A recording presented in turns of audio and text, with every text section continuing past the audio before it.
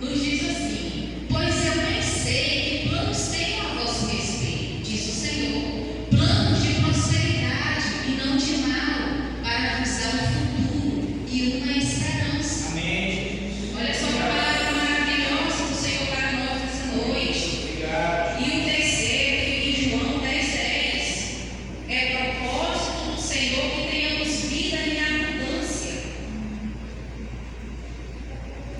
O ladrão vem somente para roubar, matar e destruir. Eu vim para que tenham vida e a tenham em plenitude, e a tenham em abundância. Essa é a vontade, é o propósito do Senhor para nós, que nós tenhamos vida. E não é só uma vida qualquer, é uma vida em abundância. Sim, Jesus. O quarto fica em João 17:3. É propósito de Deus para nós a vida eterna, a nossa salvação ao lado de Cristo.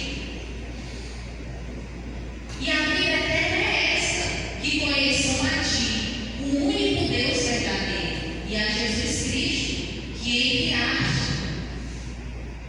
Amém? Glória a Deus. O quinto fica em Marcos 16:15.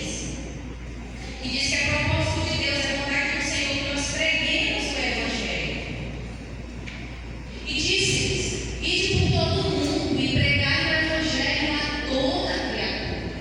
Isso é a propósito do Senhor para as nossas vidas, tudo isso e muito mais. Amém. Como viver de acordo com os propósitos de Deus? Primeiramente, nós devemos entender que tudo é dele, por ele e para ele, como diz Romanos 11:36. Segundo, entender que a vontade de Deus é boa, perfeita e agradável. Romanos 12:2.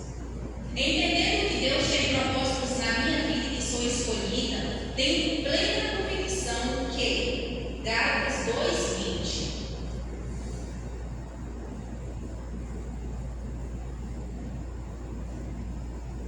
Portanto, não sou mais eu mesmo, mas é Cristo quem vive em mim. E essa vida que agora vivo no corpo, vivo pela fé no Filho de Deus, que me amou e se entregou por mim. Amém. Agora, tendo essa convicção de quem eu sou em Cristo, entendendo os propósitos de Deus na nossa vida, na minha vida, que somos escolhidos. Agora já não é mais a nossa vontade que deve ser feita.